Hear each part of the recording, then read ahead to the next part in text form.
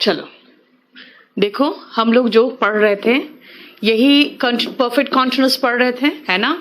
Verb based question बताया था कि भाई जब V1 ing आ ही नहीं सकता तो जितने वर्ब्स उस लिस्ट में थे जो हमने कॉन्टिन्यूअस टेंस में पढ़े थे इसमें भी नहीं आ सकता, तो क्या करें, वहां पे हमने सिंपल बना दिया था, इनडेफिनिट बनाया था, यहां पे हम परफेक्ट बनाएंगे। फिर टेंस बेस्ड क्वेश्चन बताया था आपको, फॉर और सिंस का यूज भी बता दिया था, देखो तुम, है ना, फॉर और सिंस का भी हमने यूज बता दिया था। अब देखो, पहले तो फॉर और सिंस का यूज क्लियर है कि नहीं, पहले ये देख लो किस पेज तक हो गया था, बता दो पहले फटाफट। हम लोग कहां तक कर चुके थे?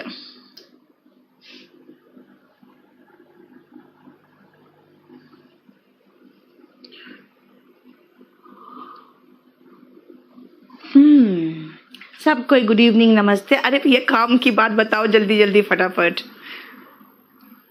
चलिए जल्दी जल्दी बता दो।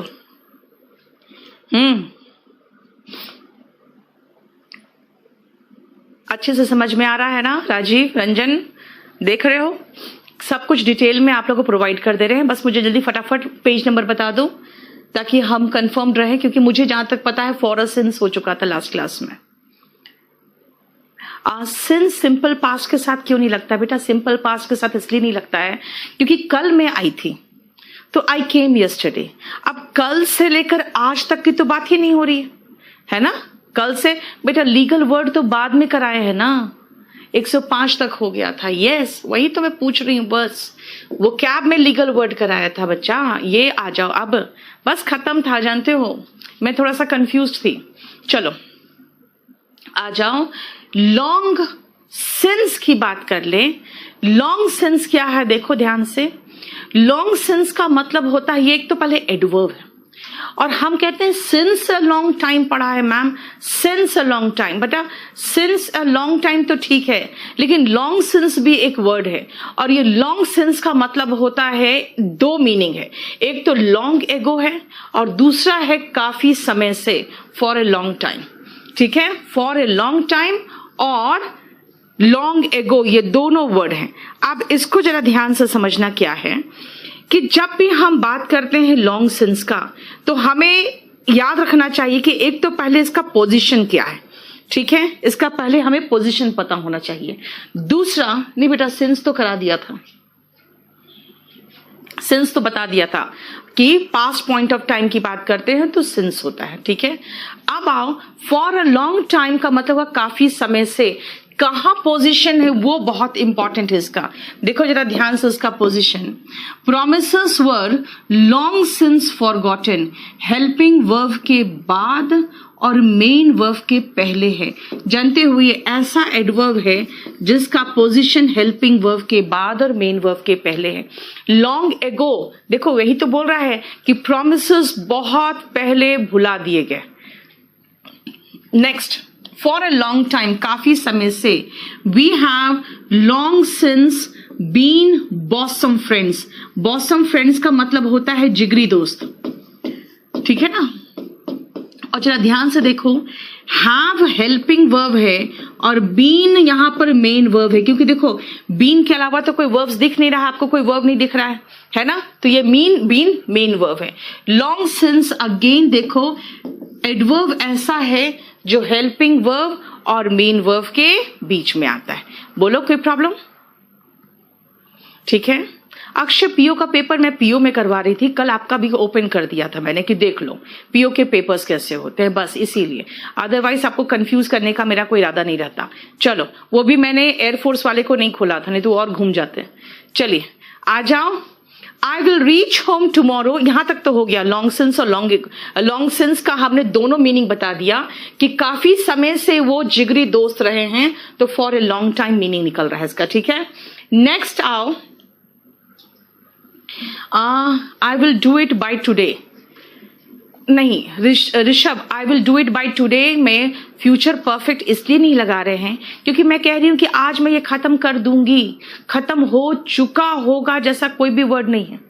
ठीक है, अब आओ फ्रॉम का इस्तेमाल जरा ध्यान से देखना। हम सिंस का देख चुके, लॉन्ग सिंस का देख चुके, अब जरा फ्रॉम का देखो। आई will reach home tomorrow in the evening. देखते हो घर अब जब जाते हो तो आपकी माँ सुबह से इंतजार कर रही होती है, उनको पता होता है आज मेरा बेटा आने वाला है ना, आज मेरी बेटी आने वाली है, सुबह से इंतजार कर रही होती है। जब लॉन्ग एगो का मतलब बेटा बहुत पहले, लॉन्ग एगो का मतलब ये पास्ट है ना, पहले, बहुत पहले। लेकिन उनको पता होता है कि शाम को पहुंचोगे, लेकिन वो सुबह से आपका इंतजार कर रही होती है।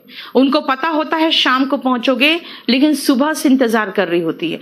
लेकिन आज का दिन है, कल मैं जाने वाली हूं, कल शाम को पहुंचने वाली हूं, लेकिन मैं क्या कहूंगी कि कल शाम को मैं घर पहुंचूंगी। I will reach home tomorrow in the evening. लेकिन मेरी माँ कल सुबह से ही मेरा इंतजार कर रही होगी।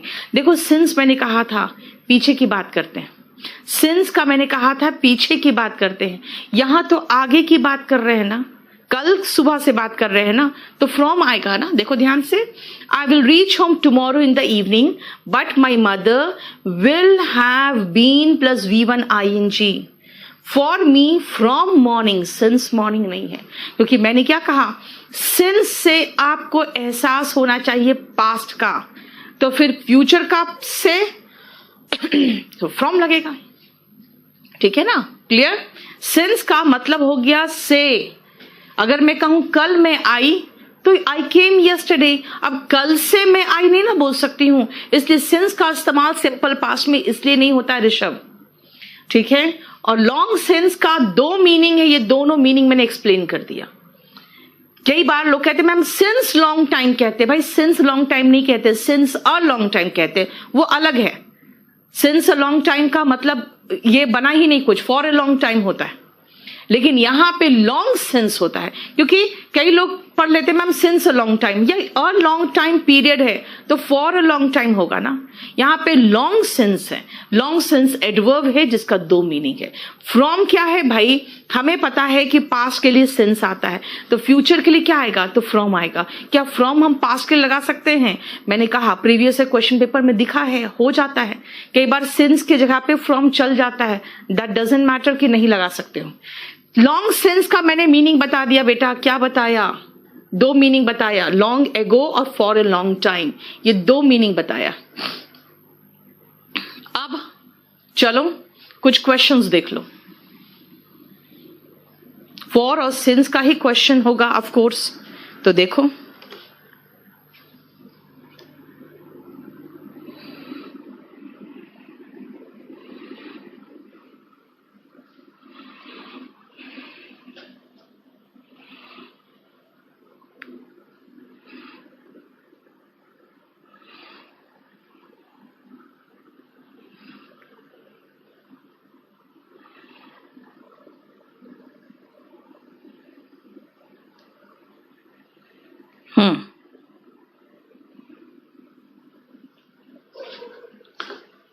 ठीक है, he will have been playing from 5 o'clock, ठीक है अजनीश, बिल्कुल सही है। अब देखो यहां पर जरा ध्यान से, our new neighbors had been living in Arizona 10 years, अवधि है बेटा, अवधि है, पीरियड ऑफ टाइम के साथ फॉर आता है ना। I have been studying since 4 o'clock, by 4 hours, 4 o'clock नहीं है, 4 hours है, तो यहां पे फॉर आएगा क्योंकि अवधि के साथ फॉर आता है। I have known him 2 years से, तो since नहीं, for 2 years होगा। देखो ध्यान से, टेंस का एक क्वेश्चन मिस नहीं होगा आपसे अगर आप कहीं से भी कर लोगे तो, अनलेस एंड अनटिल आप सब्जेक्ट वर्ब एग्रीमेंट में ना पहुंच जाओ, ठीक है ना। क्या हुआ बेटा, लॉग लिखा हुआ है, एक सेकेंड देखने तो मुझे, उफ, इतना ज्यादा टाइपिंग मिस्टेक होता है ना इसमें।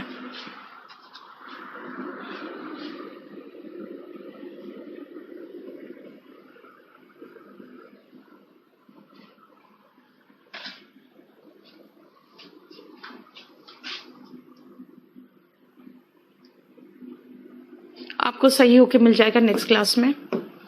आई have been working in this organisation for 3 years होगा. I have been waiting for you for 2 hours होगा. क्यों? क्योंकि जहां पे 2 hours, 3 years, 5 months, 10 years ये सब क्या होगा, इनके साथ फॉर आता है. ठीक है. यस, हमारे बुक के सारे क्वेश्चंस आराम से हो जाएंगे बेटा, बाकी बुक्स के भी हो जाएंगे, खाली सब्जेक्ट वर्ब एग्रीमेंट उठा मत लेना बस. Vipul has been suffering from fever for 7 days होगा. यहां पर भी अवधि है. She has been complaining about headache from morning. देखो बेटा बात क्या है ना, फ्रॉम मॉर्निंग यहां चलता, लेकिन हमें अच्छे से पता होना चाहिए कि पास्ट के लिए हम सिंस लगाते हैं. हालांकि एसएससी कई बार पास्ट के लिए फ्रॉम भी लगा देती है. Nita served as president of the Oshinara club 10 years for 10 years. ठीक है.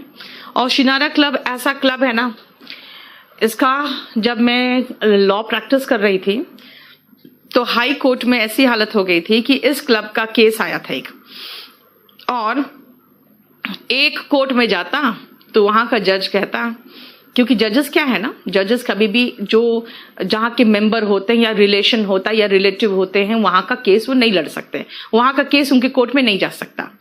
तो हुआ क्या, ओशिनारा क्लब का जब भी केस आता तो जज कह देता सीधा कि I am a member of this club, I can not take up this case. ये केस लगभग 8 से 10 कोर्ट भटकता रहा, क्योंकि इसको लड़ने वाला कोर्ट में ही प्रेजेंट नहीं हो पा रहा था इसका केस. ठीक है. क्या बोल रहे हो? हाँ, अवधि वही मैंने कहा बेटा, पीरियड ऑफ टाइम के लिए. जब मैंने बार बार कहा है पीरियड ऑफ टाइम के लिए फॉर, और पास्ट पॉइंट ऑफ टाइम के लिए सिंस होता है ना. देखो 10 years पीरियड ऑफ टाइम है, लेकिन ये पास्ट पॉइंट ऑफ टाइम है, सिंस लगा दिया. 7 days से पीरियड ऑफ टाइम है. ठीक है. नेक्स्ट आओ, फिर से देखो, I have been living in Delhi many years for many years होगा ना. My nephew has been in hospital, nephew नहीं कहते बेटा, इसको नेव्यू कहते हैं, है ना, भतीजा. सिंस 4 weeks नहीं, सिंस नहीं, फॉर 4 weeks होगा. ठीक है. और ये जो मम्स है वो बीमारी का नाम है. ठीक है. मम्स जो है ये बीमारी का नाम है, याद रखना. गलफेड़ा जो बीमारी होता है ना उसको मम्स कहते हैं. ठीक है बेटा. वो क्या हम वॉल्यूम 1 से नहीं करा रहे, वो कैब हमारी कोशिश पूरी यही है कि आपको जो वो कैब में कराऊं वो रूट से पूरा हो जाए, और एक और तरीका होता है वो होता है सिर्फ याद करने का, वो आप करते रहो अपने आप. ठीक है ना. हम रूट से करवा रहे हैं आपको मैक्सिमम. हाँ, बीच बीच में प्रीवियस क्वेश्चन पेपर को ऐड कर रहे हैं. ठीक है. नेक्स्ट आओ, mister Sharma has been living in this city for 5 years है ना भाई, फॉर आएगा. देख लो प्रीवियस क्वेश्चन पेपर्स बहुत आसान होते बेटा. ठीक है. पास्ट पॉइंट ऑफ टाइम, क्योंकि सिंस का मतलब ही आपको एहसास होना चाहिए. जैसे सुनोगे सिंस 7 o'clock, तो सिंस 7 o'clock आपको 7 बजे, यानी कि आने वाला 7 बजे शाम की बात नहीं हो रही है, जो बीत गया उसकी बात हो रही है. ठीक है ना. खत्म. हम लोगों ने टेंस फिनिश कर लिया है, और इसके क्वेश्चंस आप वॉल्यूम 1 से खत्म कर लो. बाकी मैं आपको प्रोवाइड कर दूंगी टेंस के क्वेश्चंस. ठीक है. मैं योगिंदर मैं शॉर्ट पढ़ा भी नहीं पाती हूँ, जिसके कारण मेरा सिलेबस थोड़ा खिंच जाता है. क्या बोल रहे हो? 9th में ऑप्शन मिस्टेक है. हाँ तो ठीक तो है. मिस्टेक नहीं, मिस्टेक नहीं बेटा. इसमें कहा है कि आंसर कौन होगा, तो आंसर आपका ये है गलत. ये सेंटेंस इंप्रूवमेंट नहीं है ना. ठीक है. 3rd में 10th में यही सेंस गलत है, तो डिटेक्टिंग एरर में आपसे पूछा जाता है कि ऑप्शन कौन सा गलत है. हाँ हर्ष, मैंने LLB किया हुआ है दिल्ली यूनिवर्सिटी से, कैंपस लॉ सेंटर से. वो क्या बेटा वॉल्यूम 1 एंड वॉल्यूम 2 पूरा कर लो शालिनी, तो वो क्या अच्छे से कवर हो जाएगा. ठीक है. Since plus point of time बेटा, past point of time. For is a period of time. हाँ, श्योर टाइम वाली बात नहीं कहोगे. अगर मैं कहूंगी फॉर सेंचुरीज, यहां कौन सा श्योर है टाइम का, लेकिन फिर भी फॉर आया ना, क्योंकि पीरियड ऑफ टाइम है. क्लियर हो गया. हम लोगों ने टेंस खत्म कर लिया है, ये ध्यान रखना. और टेंस से रिलेटेड मैं आपको क्वेश्चंस प्रोवाइड कर दूंगी, लेकिन उसके लिए बहुत मत हड़बड़ाना, क्योंकि मैं अभी बहुत ज़्यादा हमारा काम चल रहा है, बहुत मुश्किल हो गया क्योंकि बहुत ज़्यादा काम हो गया है। ठीक है, आप अतुल अभी तो वॉल्यूम 1 से करके रखो, बाकी मैं पूरा कंप्लीट आपको दे दूंगी। ठीक है, प्रीवियस क्वेश्चन पेपर्स, लेकिन बहुत मत हड़बड़ाना, क्योंकि अभी थोड़ा सा दिक्कत इसलिए हो रहा है ना बेटा, क्योंकि आज 3 बैचेस होते हैं, कल 3 बैचेस होते हैं, और जब से ये, हाँ वो सिर्फ एरर मार्क करना था सुनील। ठीक है, और प्रॉब्लम क्या है ना कि जब से ये लॉकडाउन हुआ है तब से मैंने ये सब बनाना शुरू किया है। तो तुम सोचो आज के 3 बैचेस प्रिपेयर, यानी सुबह से उठ के 3:30 बजे तक मैं एकदम थक जाती हूँ, क्योंकि इतना काम करना पड़ता है। उसके बाद 3:30 से फिर क्लास शुरू होता है। तो इसीलिए थोड़ा सा सब्र रखना, वरना क्वेश्चन टैग में मैं पूरा क्वेश्चन उठा के लेके आ गई। क्वेश्चन टैग में कोई प्रॉब्लम नहीं होगा, इसका सारा क्वेश्चन ऑलरेडी मैंने बना दिया है। ठीक है, इसके असेंबल कर दिया है। चलो अब सुनो ध्यान से। राहुल नहीं जानते हो, आप लोग कहते हो बेटा वॉल्यूम 1 नहीं है। एक चीज जानना, वॉल्यूम 1 एक तरह का बाइबल हो गया है बेटा एसएससी के लिए, इसीलिए वो खरीद ही लो तो बेटर रहता है। बच्चों के पास अगर रहता है ना, तो अगर वो भी पढ़ लेते हैं तो भी ठीक ठाक करके आ जाते हैं, काफी अच्छा करके आ जाते हैं। और मैं जो वोकैब 1 to 20 कर रही हूँ हर्ष, याद रखना, इसमें प्रीवियस ईयर का मेंस का भी काफी क्वेश्चंस मैंने ऐड कर दिया है, यानी 2018 का ऐड किया हुआ है। लेकिन सब नहीं हो पाएगा ना, ये तो ध्यान रखो, सब थोड़ी हो पाएगा, क्योंकि वोकैब के मामले में कोई भी आपको कंफर्मेशन नहीं देगा। हाँ, ये जो है इसका मैं कंफर्मेशन दे सकती हूं कि ग्रामर कहीं नहीं छूटेगा। ठीक है, और कोई इसी तरह का कोई बात हो तो मुझे आप सजेशन दे देना, कोई इश्यू नहीं। बाकी मैं पूरा कंप्लीट आपको प्रीवियस से क्वेश्चन पेपर असेंबल करके दे दूंगी। थोड़ा सा ध्यान रखो कि आप लोग का ही काम में बिजी हूं, क्योंकि क्वेश्चन टैग बिल्कुल तैयार करना डिफिकल्ट होता है, जानते हो। ये बहुत लोग इसलिए नहीं देते हैं क्योंकि एक क्लास में 10 क्लास का मेहनत पड़ जाता है।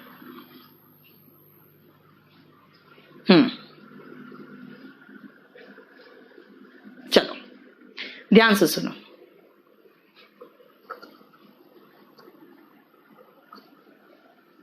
आजा, a short question following a sentence is called a question tag. ध्यान से सुनना। मैं उम्मीद करती हूं कि टेंस आपको समझ में आ गया होगा, है ना? देख रहे हो मैंने क्या पूछा, कि मैं उम्मीद करती हूं टेंस आपको समझ में आ गया। अगर मैं ऐसे कहूं टेंस आपको अच्छे से समझ में आ गया होगा, है ना? ये है ना, जो है ना, वही question tag. So what is question tag? मैंने एक सेंटेंस बोला कि आपको टेंस अच्छे से समझ में आ गया है ना? तो यही तो क्वेश्चन टैग है। ठीक है, थैंक यू सो मच आराधना। अब ये ध्यान से सुनना, थैंक यू विक्रांत। चलो देखो ध्यान से, वर्ब का मेघना बन चुका है, प्रूफ रीडिंग भी हो गया है, एक फाइनल प्रूफ रीडिंग करके मैं दे दूंगी। ठीक है, सुनो क्वेश्चन टैग क्या है। मैंने कहा आपको समझ में आ गया होगा, है ना? ये है ना क्वेश्चन टैग है। कहां पर आया? मैंने एक सेंटेंस बोला, उसके बाद है ना लगाया। ये है ना, 2 ही तो वर्ड है, तो क्या है? टैग की तरह है ना। आप सोचो इतना बड़ा कपड़ा जब खरीद के आप लाते हो तो पीछे एक छोटा सा टैग लगा रहता है जिसको आप प्राइस टैग कहते हो, है ना? एक छोटा सा टैग लगा रहता है जिसको आप प्राइस टैग कहते हो। तो उतना ही छोटा सा ही होना चाहिए, तभी तो टैग वर्ड कहलाएगा। और वो टैग क्या है? क्वेश्चन है, तो क्वेश्चन टैग कहलाएगा। एक काम करो, ये जितने मैसेजेस आ रहे हैं ना, सबका स्क्रीनशॉट मारो और मुझे आप भेज देना, क्योंकि मैं अब इधर बहुत तेजी से नीचे जा रहा है, मैं पढ़ा नहीं पाऊंगी नहीं तो। ठीक है, अब सुनो ध्यान से। ये जो शॉर्ट क्वेश्चन है, ये क्वेश्चन टैग कहलाता है, जो किसी वाक्य के पीछे होता है। जैसे अब ध्यान से, बहुत ध्यान से देखना मैंने क्वेश्चन टैग कैसे बनाया। राम इज कमिंग, कमिंग तो मेन वर्ब है, मेन वर्ब है, तो ये हेल्पिंग वर्ब उठ के यहां लगा। People do not vote, do यहां हेल्पिंग वर्ब है, वोट तो मेन वर्ब है, हम मेन वर्ब को तो छू ही नहीं रहे। डू यहां पर डू है। चिल्ड्रन लव आइसक्रीम, ये कौन सा टेंस है भाई? ये है वर्ब का फर्स्ट फॉर्म। वर्ब का फर्स्ट फॉर्म होता है I teach, I do not teach, है ना? I teach, I do not teach. यानी यहां पर जब मैं इसको देख रही हूं तो मुझे हेल्पिंग वर्ब डू याद आएगा। पीपल वोट, अगेन V1 है, तो V1 है तो अगेन मुझे डू याद आएगा। And I do not know, तो डू तो है ही, लो। यानी ये तीनों में V1 दिख रहा है, V1 दिख रहा है, तो तीनों का हेल्पिंग वर्ब डू होगा। अब आ जाओ वापस ऊपर। इस था, मैंने इस लगाया, डू है तो डू लगाया। यहां पर हेल्पिंग वर्ब हमने खोज निकाला तो डू लगाया। यहां पे भी याद है हमें कि हाँ सिंपल प्रेजेंट टेंस में डू लगता है, तो हमने डू लगाया। और यहां पर तो डू दिख ही रहा है तो डू लगा दिया। यानी मेन वर्ब से हमें ज्यादा कोई काम नहीं है, हमें हेल्पिंग वर्ब से काम था। नेक्स्ट पॉइंट सुनो। सेंटेंस पॉजिटिव था, क्वेश्चन टैग नेगेटिव है। सेंटेंस नेगेटिव है, क्वेश्चन टैग पॉजिटिव है। सेंटेंस पॉजिटिव है, क्वेश्चन टैग नेगेटिव है। सेंटेंस पॉजिटिव है, ये नेगेटिव है। यहां पे ये नेगेटिव है तो ये पॉजिटिव है। यानी पहला पॉइंट, वाक्य और क्वेश्चन टैग। अभी रुको ना बेटा, क्यों आगे बढ़ रहे हो अक्षय? वाक्य और क्वेश्चन टैग एक ही टेंस में होना चाहिए, निकाल लिया हमने। दूसरा, वाक्य पॉजिटिव है तो क्वेश्चन टैग नेगेटिव था, ये भी निकाल लिया। तीसरा पॉइंट, यहां राम है, यहां पीपल है, यहां चिल्ड्रन है, लेकिन राम के लिए ही आया, पीपल बहुवचन है इसलिए दे आया, और चिल्ड्रन भी बहुवचन इसलिए दे आया। इसका मतलब है कि नाउन चाहे कुछ भी हो, क्वेश्चन टैग में आएगा तो प्रोनाउन ही आएगा। यानी तीसरा पॉइंट, हमेशा प्रोनाउन ही लगाना है। ठीक है। चौथा पॉइंट, जरा फिर से ध्यान से देखो। हमने एक काम तो किया कि मैंने यहां पे डू नॉट लगा दिया, ठीक है, डोंट भी चलता, आपकी मर्जी है ना, लेकिन यहां पे मैंने डू नॉट नहीं लगाया, डू दे नॉट नहीं लगाया। यानी क्वेश्चन टैग में मैंने फुल कोशिश की है कि हेल्पिंग वर्ब और नॉट का कॉन्ट्रैक्टेड फॉर्म लगाए। अब ऐसा क्यों किया, खुद सोचो। मैंने कहा टैग, इतने बड़े कपड़े का इतना छोटा सा टैग होता है, यानी इतने बड़े सेंटेंस का छोटा सा क्वेश्चन टैग होगा। क्वेश्चन टैग बनाने का सबसे अच्छा तरीका क्या होगा भाई? इतने बड़े बड़े नाउन हो सकते हैं, छोटा भी नाउन हो सकता था, लेकिन और बड़ा नाउन हो सकता था, लेकिन प्रोनाउन कितना बड़ा होगा मैक्सिमम? ही, शी, इट, आई, दे, यही तो होगा, यू, और क्या होगा? यानी मैक्सिमम बड़ा मेरा पास प्रोनाउन कितना है? इतना है। इसीलिए सबसे सेफ क्या है? नाउन कितना भी बड़ा हो सकता है, लेकिन प्रोनाउन तो इससे बड़ा तो होगा ही नहीं। यानी कि टैग रखना है, छोटा रखना है, तो छोटा रखने के लिए क्वेश्चन टैग में हमेशा प्रोनाउन ही लगाओ, है ना।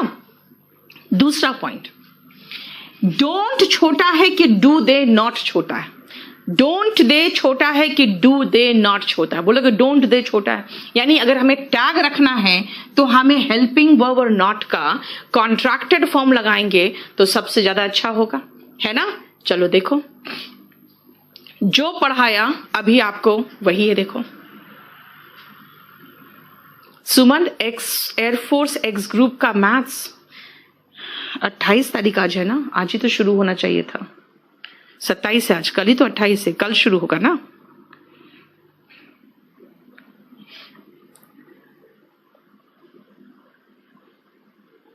ठीक है, सबका नीचे हिंदी में भी मीनिंग लिखा हुआ है, देख लो।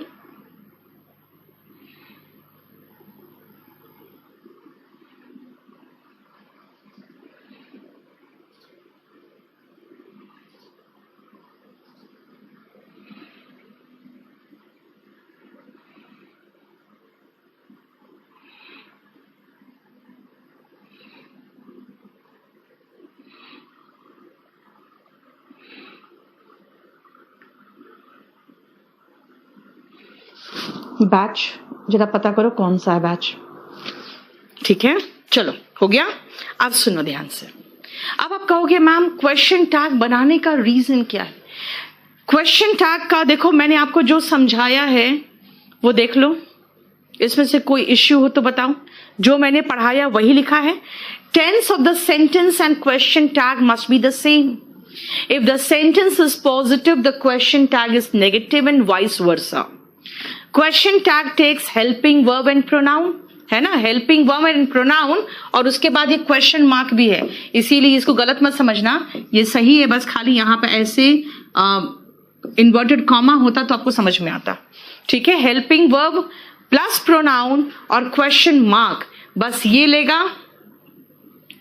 ठीक है, और नेक्स्ट पॉइंट में आओ।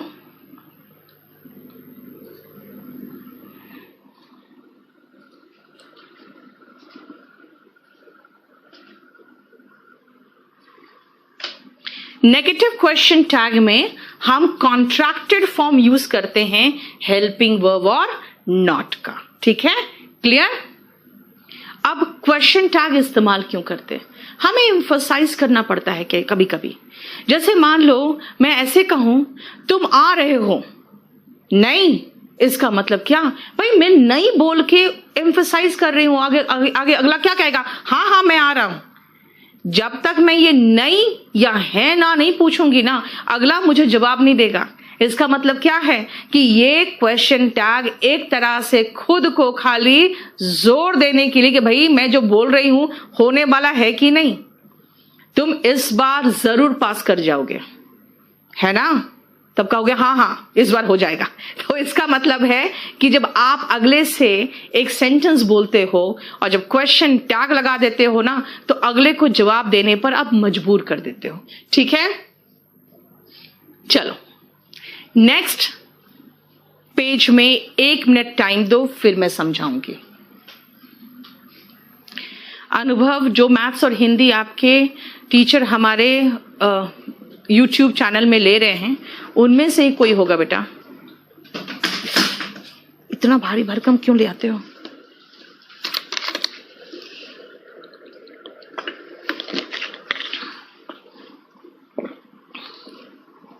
ठीक है, देखो नेक्स्ट आओ।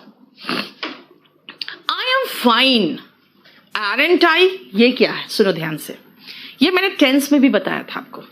एम नॉट का कोई कॉन्ट्रैक्टेड फॉर्म नहीं है, लेकिन एम नॉट का कॉन्ट्रैक्टेड फॉर्म एरेंट हो सकता है बशर्ते सब्जेक्ट के पहले ये आ जाए। और देखो क्वेश्चन टैग में तो हम जानते ही हैं कि सब्जेक्ट के पहले ही हेल्पिंग वर्ब आएगा, है ना, इसीलिए बिल्कुल सही है। आई एम फाइन एरेंट आई, जरा देखो ध्यान से। She can do well, can का नेगेटिव कैन नॉट होता, जिसका शॉर्ट फॉर्म कांट होता है। कुछ लोग कई बार हम देखते लिख देते हो आप लोग कांट, भाई ये कांट नहीं है, ये गलत स्पेलिंग है। ठीक है, इसका मतलब हो गया कि कैन नॉट का शॉर्ट फॉर्म कांट है। People will vote, will not का short form won't. We shall overcome, हम इससे पार कर लेंगे, यानी कि इस परेशानी से हम उबर लेंगे, तो उबर जाएंगे, वी शाल, शाल नॉट का शॉर्ट फॉर्म शांट। बेटा यही तो 4 है जो आपको दिक्कत करेगा, यही 4 है जो आपको दिक्कत करेगा, बाकी का तो झंझट ही नहीं है। सब में नॉट का एन एपोस्ट्रोफी टी हो जाता है और वो हेल्पिंग वर्ब के साथ चिपक जाता है, बस कुछ है ही नहीं बाकी में। बाकी में कहीं पर भी कोई प्रॉब्लम नहीं है। Must n apostrophe t, should n apostrophe t, सब में यही होता जाएगा, कहीं पर कोई झंझट नहीं है। सिर्फ कहां झंझट है, बस यही एरेंट, कांट, वोंट और शांट, जहां पे कुछ अलग बन रहा है, बाकी में तो कोई प्रॉब्लम ही नहीं है। इसीलिए एरेंट आएगा तभी जब इन्वर्जन हो। इसीलिए आप कहोगे मैम ऐसे लिख दे, आई एरेंट कमिंग, कभी नहीं हो सकता। क्यों? सब्जेक्ट के बाद एम नॉट जो है ना, वो एरेंट नहीं बन सकता, सब्जेक्ट के पहले बन सकता है। क्यों? क्योंकि ये इन्वर्जन है, यानी कि उल्टा हो गया। ठीक है, यहां पर ये चलेगा। बोलो कोई इश्यू? यहां पे देखो तो इस पेज में कोई प्रॉब्लम?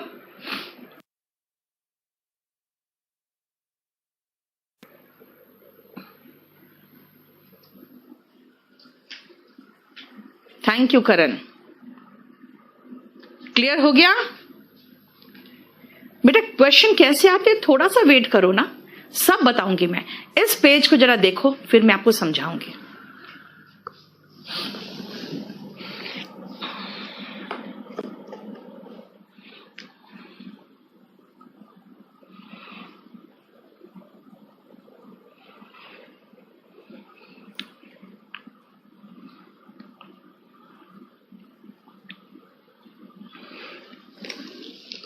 अब बताओ मैं कैसे पढ़ाऊँ, क्या पढ़ाऊँ, हमको नहीं समझ में आ रहा बेटा, क्योंकि इसमें इतना डिटेल में पढ़ाने के बाद एक ने मेल कर दिया है। ये मेरे लिए जानते हो, मेरे लिए बहुत एम्बैरेसिंग सिचुएशन हो जाता है। केडी लाइव को मेल किया गया है, सुनो सर मैम को बताओ, बातों से लगता है हम सबको थोड़ा बहुत पढ़ाकर बैच को खत्म कर देगी। सर प्लीज मैम को सब कुछ कवर करने बोलिए, हम सब सारे क्लास डिटेल में पढ़ना चाहते हैं और कुछ लोगों की वजह से जल्दी जल्दी करना अच्छा साइन नहीं है। सो प्लीज मैम को जितना टाइम लेना है ले और अच्छे से चीजों को पढ़ाए जिससे हम सबको परेशानी ना हो। अब बताओ अब मैं क्या करूं। और ये गया है टारगेट बैच जो है सक्सेस 2 जो अभी शुरू हुआ है उससे गया है। बताओ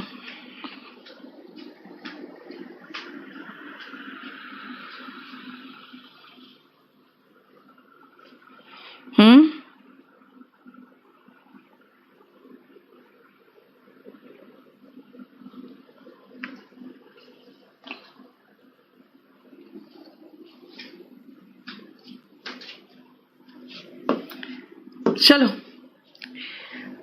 अब आओ, सबसे पहले ये क्या मतलब है और ये क्या बात है। अभी यही चीज तो मैंने पीछे भी कराया था। सबसे पहले देखो, she has is the helping verb, do did done, ये डन मेन वर्ब का थर्ड फॉर्म है। तो मेरे पास हेल्पिंग वर्ब निकल गया हैज, तो मैंने हैजंट बना दिया और ये तो प्रोनाउन पहले से था शी लगा दिया। ये तो कोई प्रॉब्लम ही नहीं, ठीक है। मुझे वही नहीं समझ में आ रहा है कि आप लोग अपने मर्जी से सोच लेते हो। और मैं तो बस एक ही चैलेंज थ्रो करती हूँ ना बेटा, ऑनलाइन में कितने टीचर्स इंग्लिश के आप नाम दो, मैं बता दूं उसका पूरा इतिहास। अब इससे क्या स्लो होगा हमको नहीं समझ में आता, इससे क्या डिटेल होगा मुझे नहीं समझ में आता है। और ये करने के बाद अगर क्वेश्चन कहीं फंस रहा है तो आप मुझे बता दो कि हाँ प्रॉब्लम है मैम, आप पढ़ा रहे हो लेकिन फंस जा रहा है, क्वेश्चन नहीं हो रहा है, इसका मतलब कहीं आपने गलती या थोड़ा कम पढ़ा दिया। आप बताओगे तब ना, ठीक है। और ये मेल कहां कर देता है केडी लाइव में, अब बताइए। ये देखो हेल्पिंग वर्ब है हैज और डन है मेन वर्ब। ये हैज का देखो हैजंट हुआ, बस मुझे तो कोई इश्यू ही नहीं इसमें, है ना। लेकिन यहां आओ, ये सब्जेक्ट है, इकलौता ये वर्ब है, इकलौता वर्ब है क्योंकि ए तो नाउन के साथ आता है, आर्टिकल नाउन के साथ आता है। इसका मतलब ये इकलौता वर्ब है हैव। अगर इकलौता वर्ब है, 6 का मीनिंग, रुक जाओ मैं सब मीनिंग बता दूंगी। अगर ये इकलौता वर्ब है तो इकलौता वर्ब क्या होगा, हेल्पिंग वर्ब की मेन वर्ब। तो इसका मतलब है अगर इकलौता वर्ब है तो ये मेन वर्ब है। अब मेन वर्ब क्या है, हैव। हैव किस में आता है, जरा ध्यान से देखो तो हैव किस कैटेगरी में फॉल करेगा, बताओ तो। हैव इस कैटेगरी में तो फॉल नहीं करेगा, हैड नहीं है, हैव है, V1 है। अगर हैव इकलौता वर्ब है और वर्ब का फर्स्ट फॉर्म है तो हेल्पिंग वर्ब क्या होगा, डू होगा। खुद सोचो ना, आई हैव अ कार का नेगेटिव क्या होगा, आई do not have a car, यही ना होगा। तो डू हेल्पिंग वर्ब है। चलो अगर नहीं पता तो मैंने इसीलिए बना दिया ये टेबल कि भैया नहीं जानते हो तो टेंस पढ़ो, है ना। टेंस में क्या पढ़ते हैं, I know, I do not know. He knows, he does not know. He knew, he did not know. है ना, he did not know. इसका मतलब है कि हमको टेंस आते हैं तो ये आना चाहिए। और फिर भी अगर अटकोगे तो हमने एक टेबल बना दिया कि हमें V1 दिखाई दिया, हम समझ गए हेल्पिंग वर्ब डू है। देखो हमने डोंट आई बनाया। अब शी हैज किस में आएगा भाई, हैज हैव का SES फॉर्म है तो उसका हेल्पिंग वर्ब क्या है, डस। इतना तो हमें पता होना चाहिए टेंस पढ़ने के बाद। She has a doubt, she does not have a doubt, है ना। She has a doubt, she does not have a doubt. इसका मतलब क्या हुआ कि she does not have, does है हेल्पिंग वर्ब, डज नॉट का शॉर्ट फॉर्म डजंट। देखो अब मैं कहूं शी वर्क्स हार्ड तो शी वर्क्स किस में आ रहा है, इसी में आ रहा है वर्क्स। तो she does not work hard. चलो मैं एक क्वेश्चन आपको दे दूं पास्ट से, पास्ट से कहीं है क्या क्वेश्चन, देख ले तो। हाँ है, तो बहुत सारे सेंटेंस है, इसीलिए मुझे लिखने की जरूरत ही नहीं है। ठीक है, पहले ये पेज को देखो, बताओ क्या डिफरेंस है। डिफरेंस 6 और 7 में क्या है? 6 कह रहा है कि उसने होमवर्क कर लिया है, ये हेल्पिंग वर्ब है, और डन मेन वर्ब है। हमें तो क्वेश्चन टैग में हेल्पिंग वर्ब चाहिए ना, आ गया। लेकिन भाई यहां पर ये प्रोनाउन है, ये आर्टिकल है, ये नाउन है, तो सेंटेंस में खाली यही वर्ब है। इकलौता वर्ब जो होता है वो मेन वर्ब होता है। अगर इकलौता वर्ब है तो वो मेन वर्ब है, अगर इकलौता वर्ब है तो मेन वर्ब है। तो फिर हेल्पिंग वर्ब क्या है?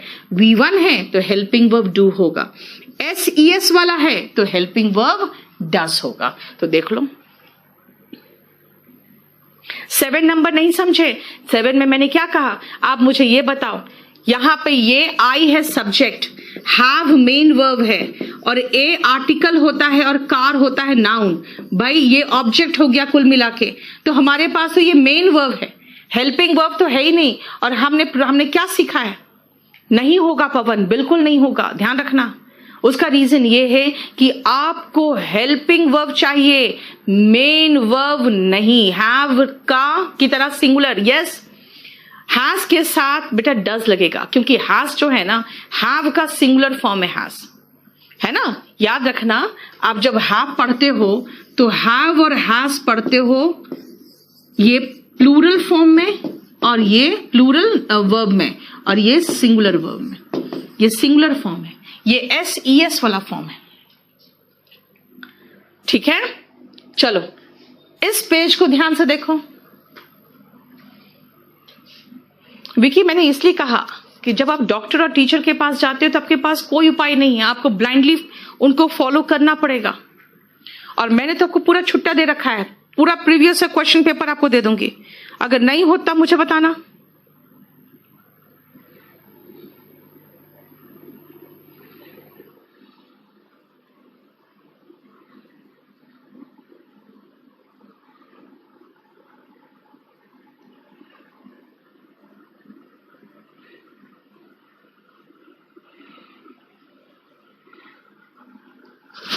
आप मुझे ये सब चीजें एक बार है ना 9:30 के बाद रिमाइंड करना, मैं क्लास में हूं अभी।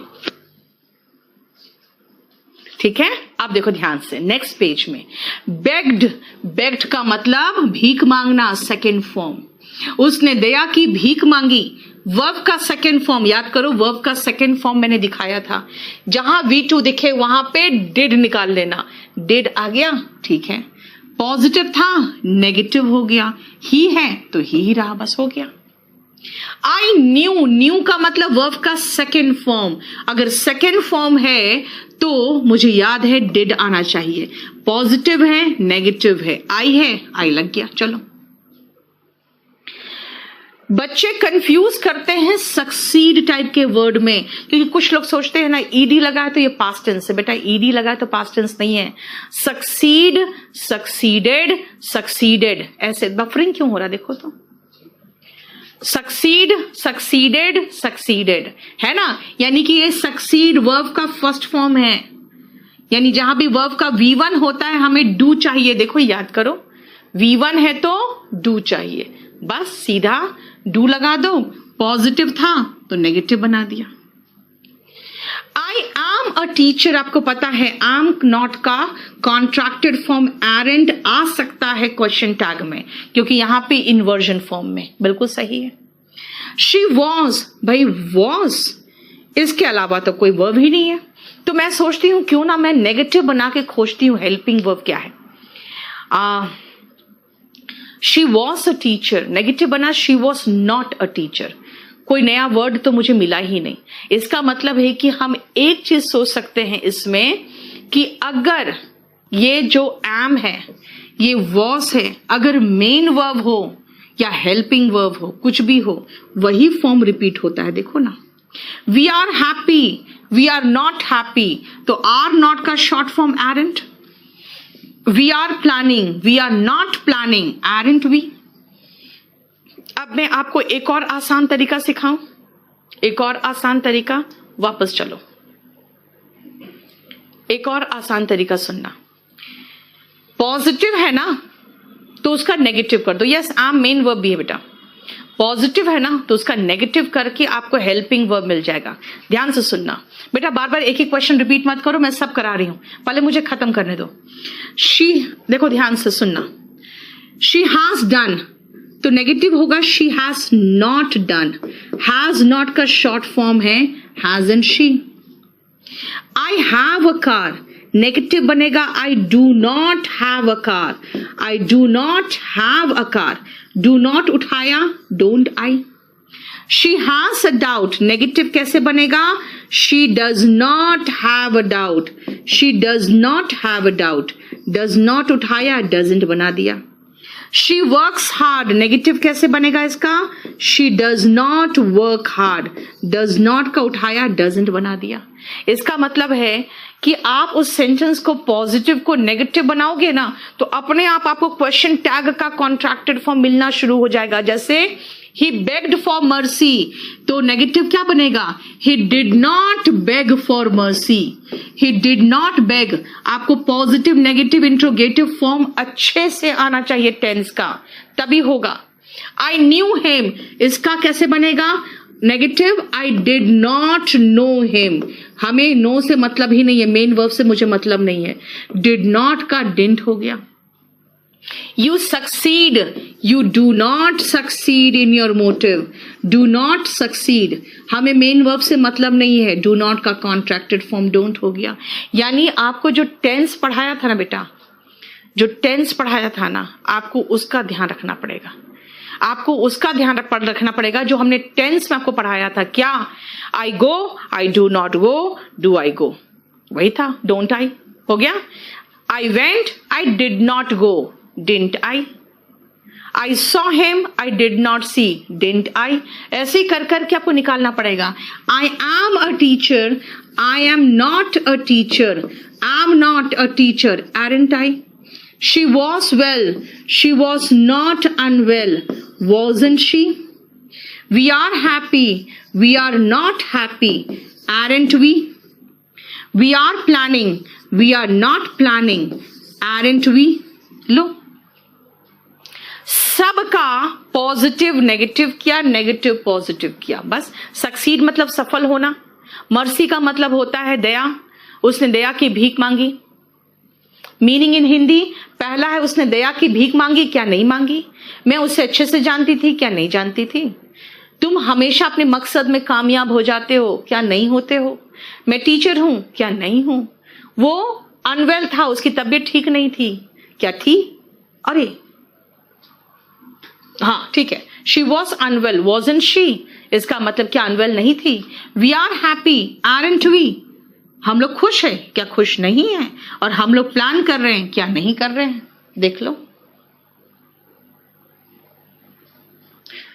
14 में डिडंट क्यों नहीं आया बेटा। मैंने आपको एक ही चीज सिखाया कि आपका पॉजिटिव सेंटेंस है ना, उसका नेगेटिव बना लो। शी वॉज अनवेल का नेगेटिव क्या होगा, शी डिडंट अनवेल थोड़ी होगा बेटा, शी वॉज नॉट अनवेल होगा ना, है ना। आई वेंट का होगा आई डिड नॉट गो। ये जो बी का फॉर्म है ना, ये बी का फॉर्म हमेशा वैसे ही रह जाता है। इसीलिए अगर आप चाहो तो यहां पर एक चीज और लगा सकते हो इस पेज में।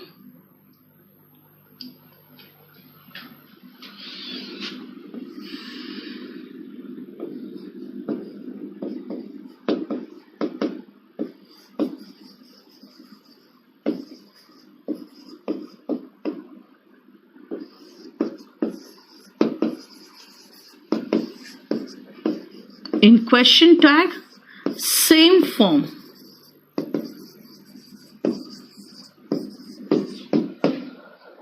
क्वेश्चन टैग में हमारे पास सेम फॉर्म ऑफ बी होगा। अगर आपका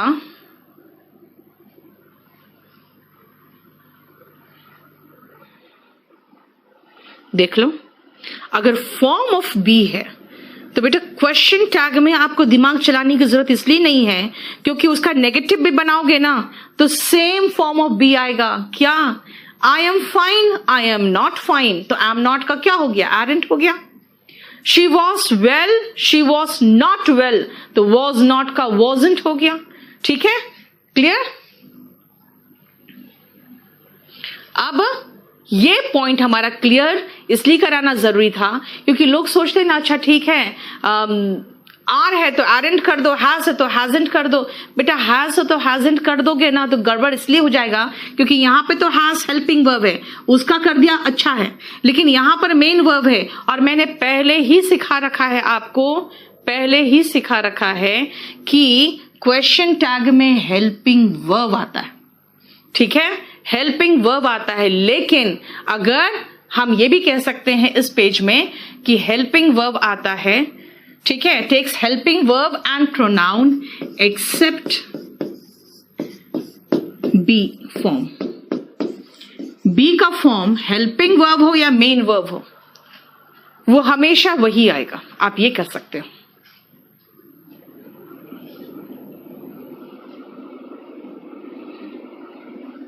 क्लियर? क्योंकि आपको कंफ्यूजन हुआ है इसीलिए फिर मैं वापस आके इसको करेक्ट कर रही हूं, अदरवाइज करेक्शन कुछ नहीं था ये, ठीक है, आपको कंफ्यूजन हुआ है इसीलिए, ठीक है, कंफ्यूजन है, क्यों बेटा, क्या कंफ्यूजन है? कोई कंफ्यूजन वाला सवाल ही नहीं उठता है। पहले में हैजंट इसीलिए है क्योंकि यहां पे ये हेल्पिंग वर्ब है, यहां पर भाई ये मेन वर्ब है। मैं कहूंगी इसका नेगेटिव बनाओ, आपको टेंस पढ़ा चुकी हूं मैं। आई हैव अ कार का नेगेटिव क्या होगा? I have not a car थोड़ी बोलोगे, कहोगे आई do not have a car. क्यों? द रीजन इज हम लोग सिंपल प्रेजेंट टेंस में पढ़े हैं, positive subject plus V1, negative do not plus verb का फर्स्ट फॉर्म और question does plus do plus subject plus V1, यानी डू नॉट यहां हेल्पिंग वर्ब निकल रहा है और नॉट निकल रहा है, उसका कॉन्ट्रैक्टेड फॉर्म है ये, ठीक है। सक्सेस सफलता होता है, वो नाउन है, हम सक्सीड की बात कर रहे थे। चलिए अब नेक्स्ट जरा 1 मिनट के लिए पेज देखो।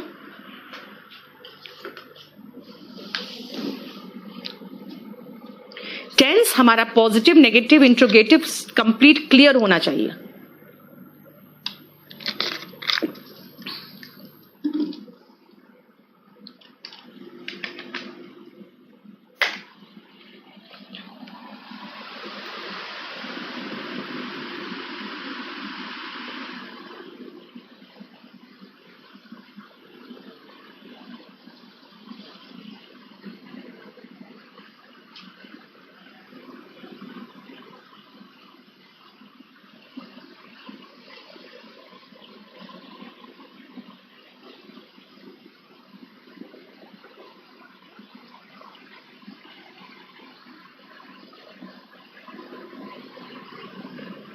हो गया?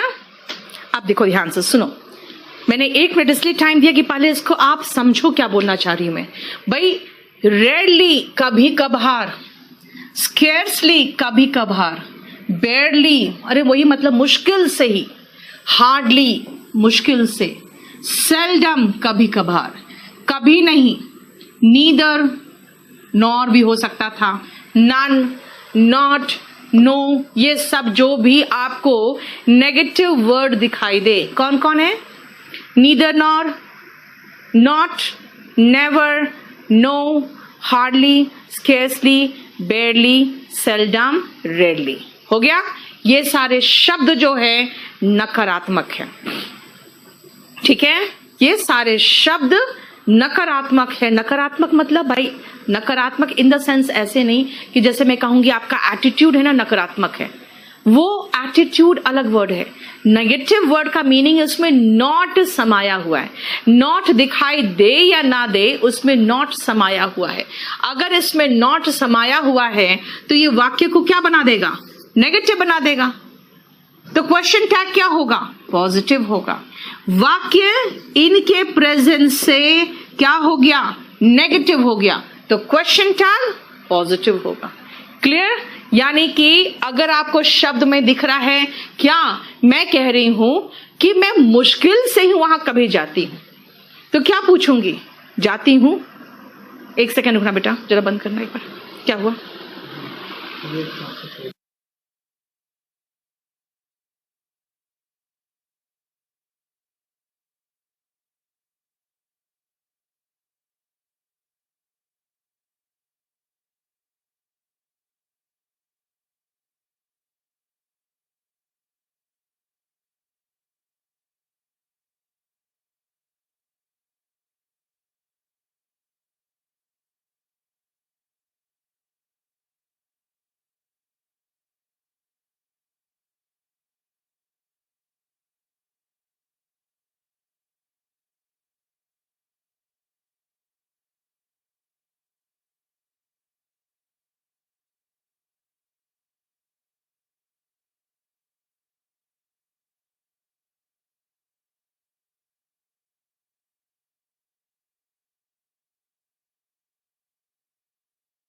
वो मुश्किल से,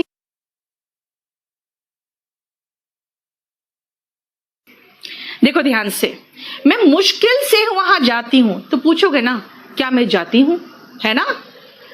वो मुश्किल से ही कभी कभार ही लेट आती है, कभी कभार ही लेट आती है, तो पूछोगे क्या आती है ना?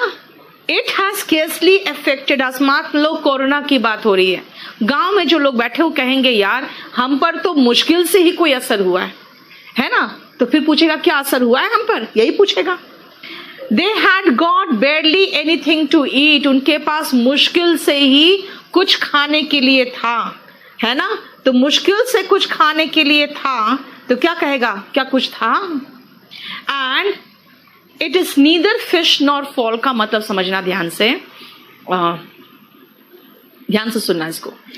ये एक फ्रेज है, जब कोई व्यक्ति ना किसी कैटेगरी में फॉल करेगा ना, यानी कि ना ही वो फिश है और ना ही चूजा है। चूजा समझते हो ना, कोई मुर्गी का बच्चा हो या कोई ऐसा चीज का बच्चा जिसको हम लोग खाते हो, यानी कि पंछी का ऐसा, जैसे फिश हो, जैसे वो हो गया, चिकन हो गया, डक हो गया, इसकी बात कर रहे हैं, है ना? तो आप सुनो ध्यान से, it is neither fish nor fall का मतलब क्या है कि ना ही चूजा है और ना ही फिश है। इसका मतलब किसी भी व्यक्ति की अगर हम बात करें जो किसी कैटेगरी का नहीं है, यार मिडिल क्लास व्यक्ति कोई ध्यान नहीं देता, ना ही सरकार ध्यान देती है और ना ही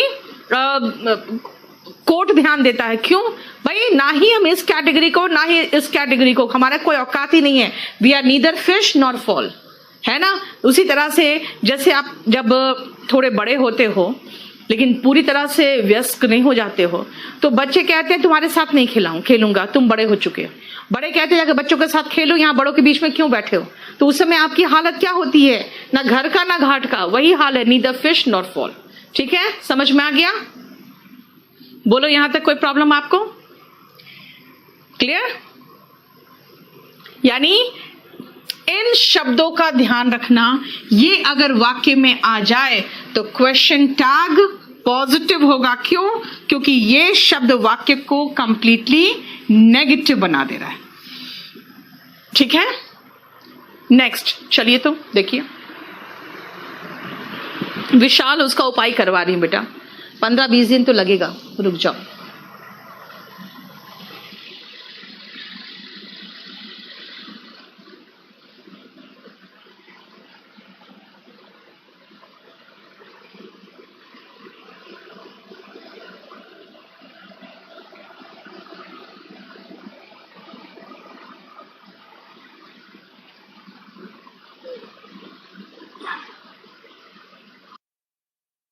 कि मैम डिसलाइक भी तो नेगेटिव वर्ड है, मिसअंडरस्टूड भी तो नेगेटिव है, इल ट्रीट देखो नेगेटिव है, डिनाई भी तो नेगेटिव है, फॉरबिड तो नेगेटिव है। बेटा ये ध्यान से समझना, मैंने कहा हार्डली, बेयरली, सेल्डम, रेयरली, जैसे आपने शाहना एक एग्जांपल दिया है, he seldom comes to my house, इसका मतलब है मुश्किल से ही कभी मेरे घर आता है। फिर क्या पूछोगे अपने फादर से, बताओ आता है, यही पूछोगे ना। वो मुश्किल से हमारे घर आता है, he seldom comes here, तो फिर पूछोगे डज ही, आप यही कहोगे ना डज ही। आप ध्यान से सुनना, डिसलाइक वर्ड जो है ये नेगेटिव वर्ड नहीं है। क्यों भाई? हर किसी का एंटोनिम तुम नेगेटिव बना दोगे तब तो सारा पंगा ही हो जाएगा। आपको जिस शब्दों में नॉट है अंदर समाया हुआ, कहोगे मैम इसमें भी तो डिसलाइक में भी नॉट लाइक है, नहीं, ऐसे कंडीशन में तो सबका सारे एंटोनिम में नॉट हो जाएगा, है ना? यानी कि अगर हेट होगा तो कहोगे नॉट लव, ऐसा नहीं होता। आपको सिर्फ इन्हीं शब्दों को नेगेटिव मानना पड़ेगा, ज्यादा से ज्यादा नॉर लगा सकते हो और, लेकिन इसमें आपको याद रखना पड़ेगा ये सब वर्ड्स जो है जैसे बाकी वर्ड्स होते हैं, बाकी वर्ब्स होते हैं, उसी तरह का ये वर्ब है। अगर आप पूछोगे तो क्या पूछोगे, खुद सोचो। वो मुझे नापसंद करता है, वो मुझे नापसंद करता है। फिर पूछोगे क्या नापसंद नहीं करता, यही पूछोगे ना। उसके बाद नेक्स्ट सुनो, तुमने कंसेप्ट को गलत समझ लिया है, क्या नहीं समझा? ठीक है ना, ऐसे तो पूछोगे ना। इसीलिए ये सारे शब्द आपके नेगेटिव नहीं है, ये शब्द नेगेटिव नहीं है, ये शब्द नेगेटिव नहीं है, ये वाक्य को नेगेटिव नहीं बना रहा है। अगर वाक्य को नेगेटिव नहीं बना रहा है तो क्वेश्चन टैग क्या होगा? भाई ये सेंटेंस पॉजिटिव है तो क्वेश्चन टैग नेगेटिव होगा। जैसे इस व्यक्ति ने इनकार कर दिया कि चोरी उसने नहीं की है, यानी अगर मैं कहूं उसने तो इस बात का खंडन कर दिया कि चोरी उसने नहीं की है ना, उसने चोरी की है इस बात का खंडन कर दिया। फिर आपसे कहूंगी बताओ क्या खंडन नहीं किया, ऐसे बोलोगे ना, क्या खंडन नहीं किया। फिर वो हमें मना करता है वहां जाने से, वो मुझे मना करता है वहां जाने से, तो पूछोगे क्या मना नहीं करता? ठीक है, यस आई वॉज इल का वॉजंट आई होगा, यस क्लियर, समझ में आया? इसका मतलब 6 to 10 में देखिए शब्द नेगेटिव नहीं है, इनको पिछले वाले नेगेटिव शब्दों से कंफ्यूज मत करिए। तो फिर कैसे याद रखोगे? भाई नेगेटिव वर्ड्स याद हो गया, hardly, बेयरली, scarcely, seldom, never, not, neither, है ना, बस यही सब तो है और कुछ नहीं, है ना। इसीलिए इनको आप उसमें शामिल मत कर देना। क्लियर? देखो अब लिटिल ऑफ यू से याद रखना आप लोग, हम लोग 9th सेंटेंस से हम लोग चलेंगे नेक्स्ट क्लास में, ठीक है ना। 9th सेंटेंस से हम लोग नेक्स्ट क्लास, 9th पेज से हम लोग नेक्स्ट क्लास में चलेंगे। आ जाओ लीगल टर्म्स में जो हम लोग कर रहे थे।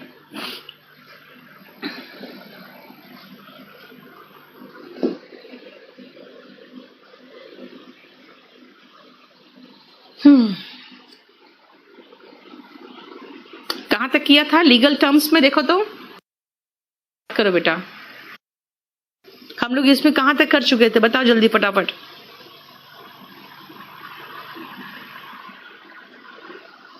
इन क्राइम जो होता है ना, इसका वन वर्ड है, दैट इज accomplice, नहीं और कोई नहीं होगा। तभी तो एक बार मैंने कह दिया आपको, समझा दिया, वन वर्ड है, कई बार इसके अलावा कोई और वर्ड पे टेंशन ही मत लेना, बाकी कोई वर्ड नेगेटिव नहीं होगा। चलिए आ जाओ,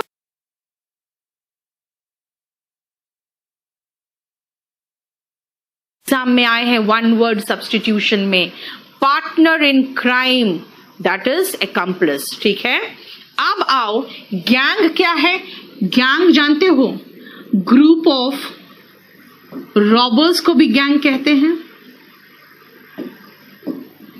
और ग्रुप ऑफ लेबरर्स यानी कि जो लेबर का काम करते हैं ना, उनके ग्रुप को भी गैंग कहते हैं। बताओ, he denied having stolen my watch, didn't he? ये होगा बेटा। मैं having क्यों आया? deny ऐसा वर्ब है जिसके बाद gerund आता है, ठीक है। 4 से कराना है, पेज 3 में 4 से कराना है, सॉरी पेज 3 में 4 से कराना है, ओके। आप सुनो ध्यान से, void from the beginning, बेटा from the beginning कोई गलत वर्ड नहीं था, लेकिन बेस्ट वर्ड है हमारे पास जो है एब इनिशियो।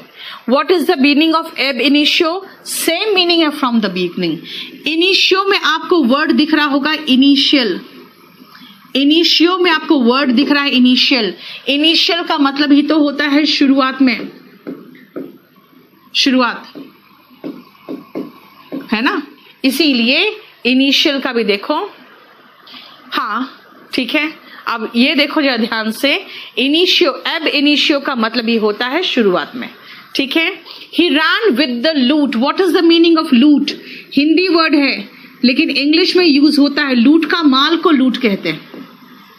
ही ran नहीं होगा ना, ran away होना चाहिए, और ran away मिलकर पता है क्या होता है? फ्लेड होता है। इसलिए ध्यान रखना, फ्लेड के साथ अवे लगा दोगे ना तो गलत हो जाएगा, सुपरफ्लुअस हो जाएगा। अब देखो, रन अवे नहीं है तो गलत है, यहां फ्लेड के साथ अवे है तो गलत है। फ्ली तो फ्ली भाई भाग गया, खत्म है मामला। फ्ली नहीं, फ्लेड होता तो सही होता, तो बचा एब्सकॉन्डेड। एब्सकॉन्ड का मतलब ही होता है भाग जाना, एब्सकॉन्ड का मतलब ही होता है भाग जाना। सौरभ, इसका मैं ये थोड़ा सा लेट आपको मिलेगा, लेकिन इसका पूरा कंप्लीट हम आपको ऐड करके दे देंगे। बेटा इंसेप्शन का मतलब ये होता है बिगनिंग, इंसेप्शन का मतलब ये होता है शुरुआत, लेकिन जो लीगल वर्ड है वो चाहिए ना मुझे। इसीलिए कोर्ट में कहा जाता है दिस मैरिज वॉज वॉइड एब इनिशियो, मतलब शुरू से ही वॉइड था। ठीक है, नेक्स्ट आओ, he was booked for helping in suicide. What is the meaning of helping? Helping का मतलब हुआ सहयोग करना। अब सहयोग करना सुसाइड में तो भाई ठीक तो है, लेकिन हेल्पिंग से ज्यादा अच्छा वर्ड चाहिए ना हमें, लीगल वर्ड एबेटमेंट होता है। What is abatement? एबेटमेंट का मतलब होता है helping in doing something wrong.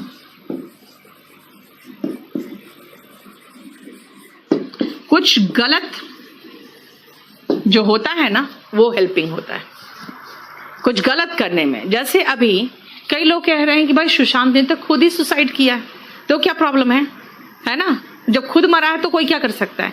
बेटा उसने, वो मर गया, लेकिन क्यों मरा, किन लोगों ने उसे मजबूर कर दिया? क्योंकि जानते हो दहेज के मामले में जब लड़की खुद सुसाइड कर लेती है, क्या हो गया?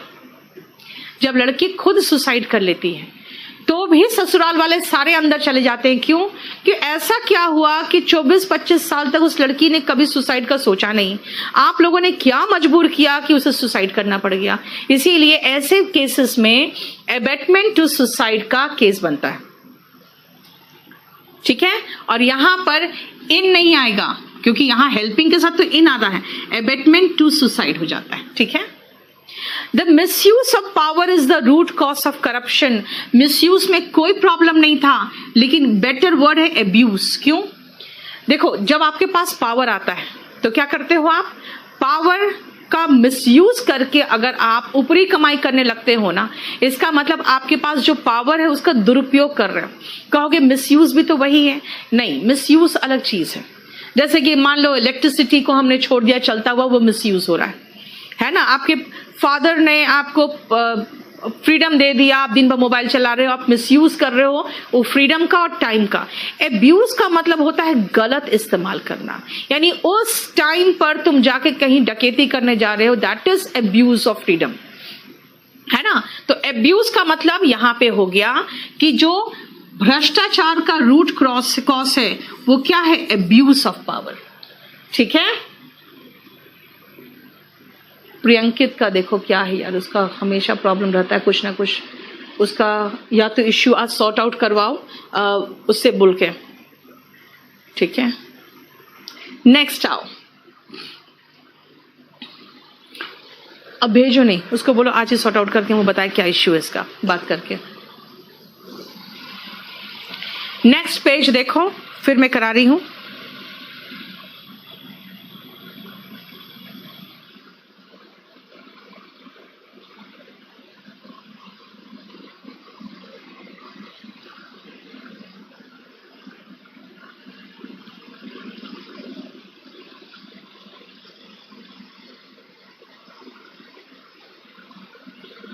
चलिए देखिए, हिज पार्टनर इन क्राइम, याद रखना गुनाह का साथी के लिए एक्म्प्लिस वर्ड होता है, और यही है जो वर्ड आपको वन वर्ड सब्स्टिट्यूशन में भी आता है। क्या हो गया 6 नंबर में? क्या प्रॉब्लम है यार? मैंने क्या कहा? एबेटमेंट, यानी कि कोई गलत काम में किसी को हेल्प करता है तो वो एबेटमेंट कहलाता है। ठीक है, सुसाइड में हेल्प किया यानी उसको इतना मजबूर कर दिया कि वो सुसाइड कर लिया, वो है एबेटमेंट टू सुसाइड का मामला बनता है। नेक्स्ट आओ, पार्टनर इन क्राइम, मैंने कहा वन वर्ड सब्स्टिट्यूशन में आता है, एक्म्प्लिस हो गया। गिल्टी वॉज एक्विटेड, जब तक इन सब का वर्ड का मीनिंग पता नहीं रहेगा, हमको तो मीनिंग समझ में नहीं आएगा। ध्यान से सुनना, आप जानते हो आप किसी के खिलाफ अगर कोर्ट में या पुलिस स्टेशन में एफआईआर दर्ज करा देते हो तो वो आरोपी बन जाता है। आरोपी बन गया। अब इस आरोपी का 2 चीज हो सकता है, या तो ये बरी होगा या ये दोषी साबित होगा। अगर वो बरी होगा तो वो एक्विट कहलाएगा, और अगर दोषी साबित होगा तो वो कन्विक्ट कहलाएगा। और कन्विक्ट नहीं तो गिल्टी, ये 2 शब्द है। गिल्टी नहीं तो कन्विक्ट, ये 2 शब्द है। समझ में आया? गिल्टी नहीं तो कन्विक्ट यानी दोषी, और एक्विट मतलब बरी। ठीक है, clear? Now see the sentence. Acquitted का तो मतलब हो गया बरी होना, तो बरी हो गया तो गिल्टी तो हो ही नहीं सकता है, आरोपी को बरी कर सकते हैं। देख लो, कन्विक्ट का मतलब तो दोषी साबित होना होता है, गिल्टी की जगह पे कन्विक्ट लगाओगे तो सिनोनिम हो जाएगा। क्लियर? बोलो।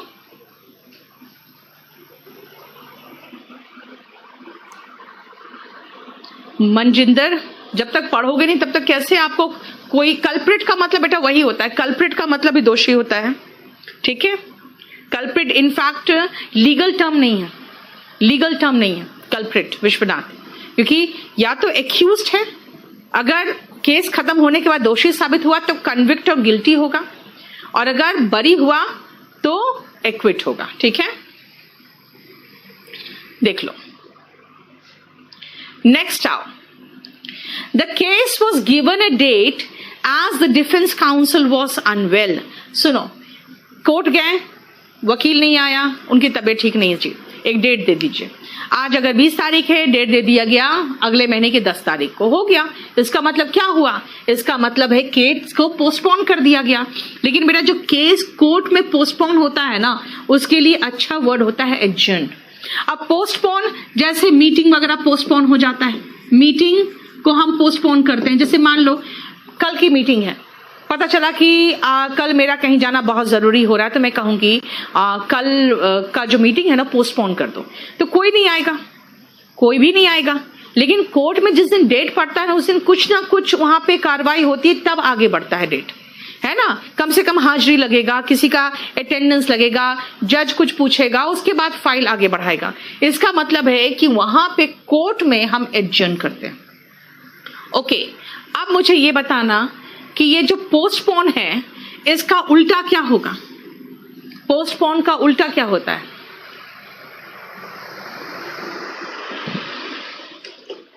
पोस्टपोन का उल्टा क्या होता है बताइए।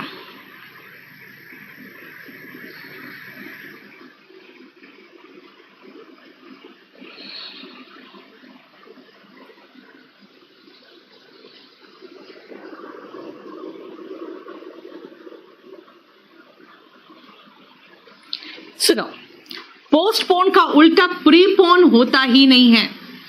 प्रीपोन जैसा कोई शब्द ही नहीं है। क्या कहा मैंने? प्रीपोन जैसा कोई शब्द ही नहीं है। बोलोगे नहीं, पोस्ट का उल्टा तो हम लोग प्री पढ़ते हैं, है ना, कि प्री नेटल मतलब जन्म के पूर्व, पोस्ट नेटल मतलब जन्म पश्चात। ऐसा कुछ भी नहीं है यहाँ पे, याद रखना।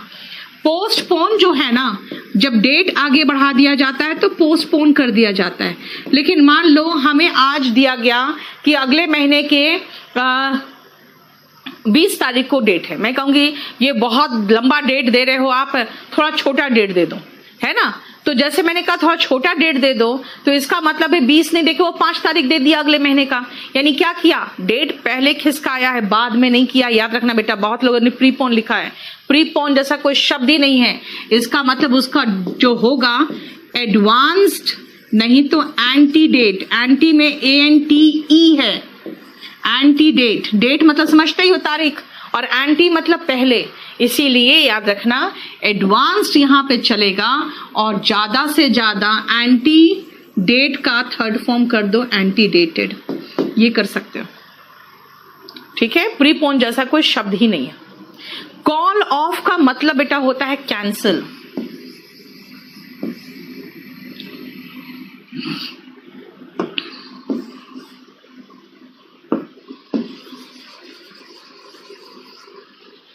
ठीक है,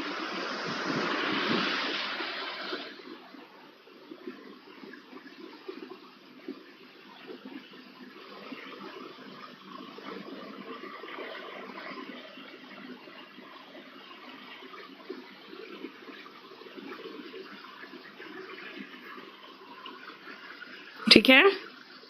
और पुट ऑफ का मीनिंग तो समझ में आता है। जैसे कोई चीज में आपका मूड खराब हो जाता है तो क्या कहते हो? It has put me of, है ना। और पुट ऑफ का एक और मीनिंग है, जो कॉल ऑफ है ना, सिनोनिम उसका पुट ऑफ। पुट ऑफ का मतलब डिले है, डिले है। इसका मतलब होता है कैंसिल नहीं करना, डिले करना।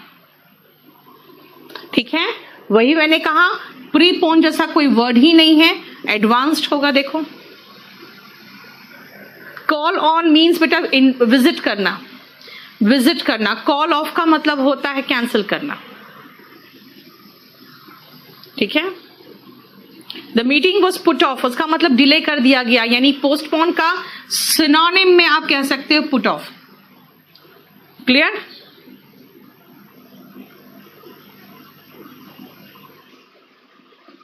चलो इस पेज को देखो अब।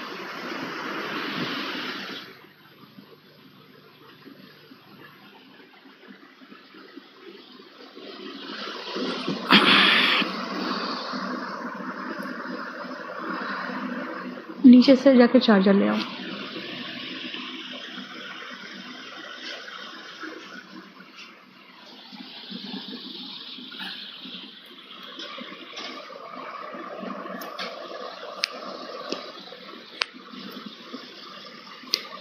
हो गया? देखो जरा ध्यान से, पहले समझना अच्छे से। क्या प्रीपोन आ गया 11th में? प्रीपोन हटा के तो एडवांस किया बेटा मैंने। 10th में सी ऑप्शन है।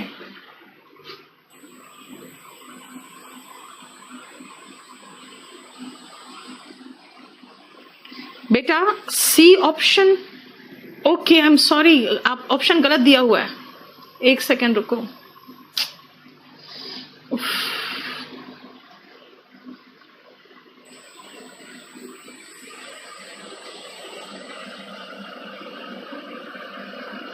टेंथ में तो ठीक है, 11th में अरे कहाँ कोई प्रॉब्लम है यार। गिवन ए डेट तो मैंने कहा कोर्ट में एडजर्न्ड होता है केस, और 11th में मैंने कहा प्रीपोन जैसा कोई वर्ड नहीं, एडवांस है। ठीक तो है।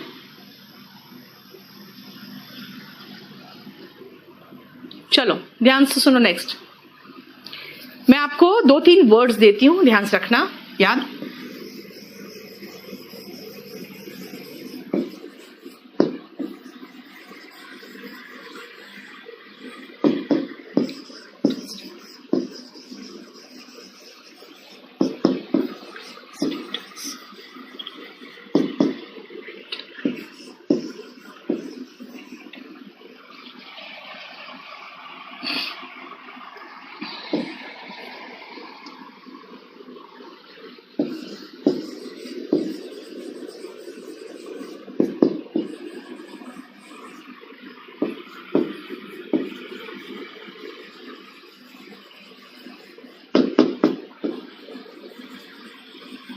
ये 4 समझो।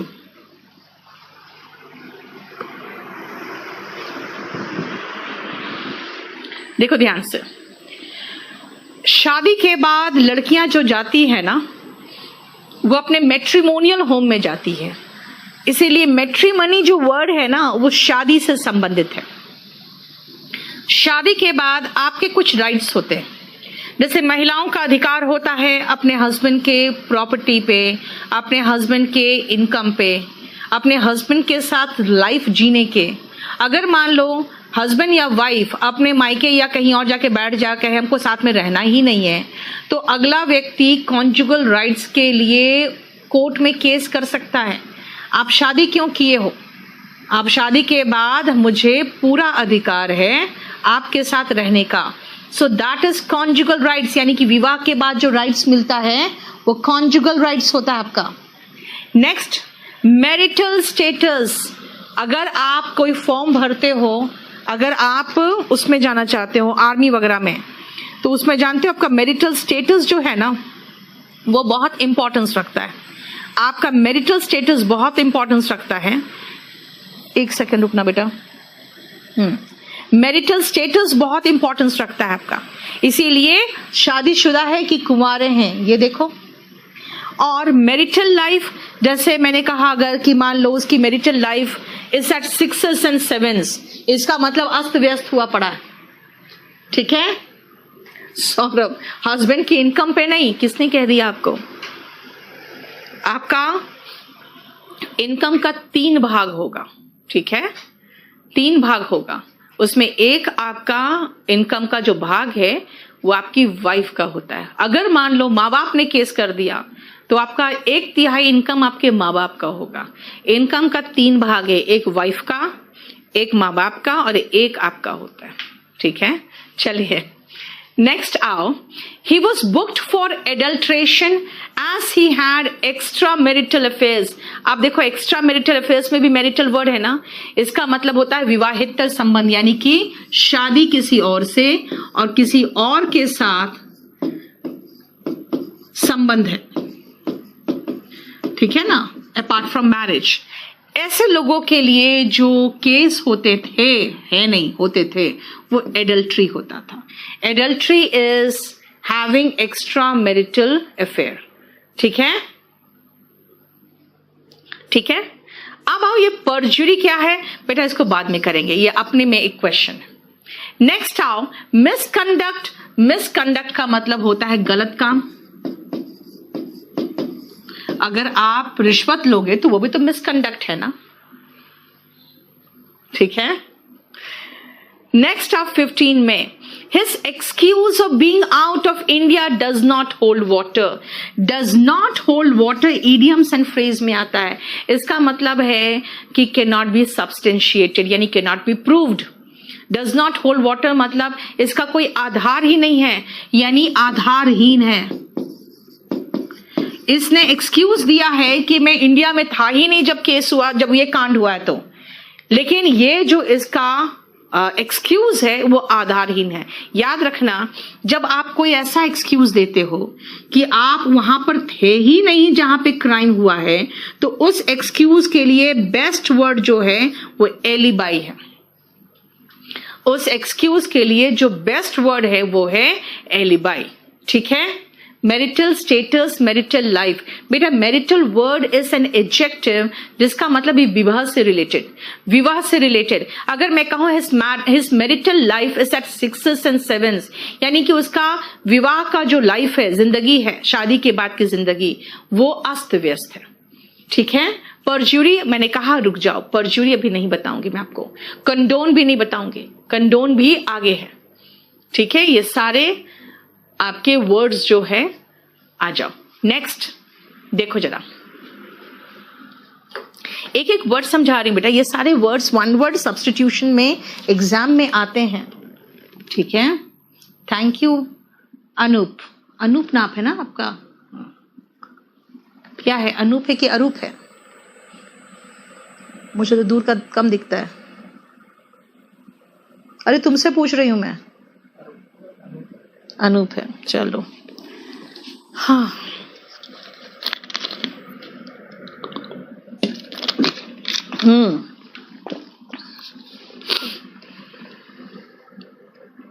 तुम्हें खाना ना खाने जाना तो चले जाओ, मैं क्लास ले लूं तब तक। अच्छा, ये लगा के जाना नेक्स्ट क्लास। चलो, death resulting from burning a house is murder. ध्यान से देखो बेटा, बर्निंग अ हाउस, जब भी कोई बर्न अ हाउस, बर्निंग की बात होती है ना, ऐसे ही कोई देखते हो कुछ लोगों को, एलिबाई मतलब बेटा एक्सक्यूज होता है कि मैं कहीं और था। कॉन्जुगल का मतलब है बेटा सेम है, शादी से संबंधित, विवाह से संबंधित। क्या हुआ इसमें, क्या प्रॉब्लम हो गया?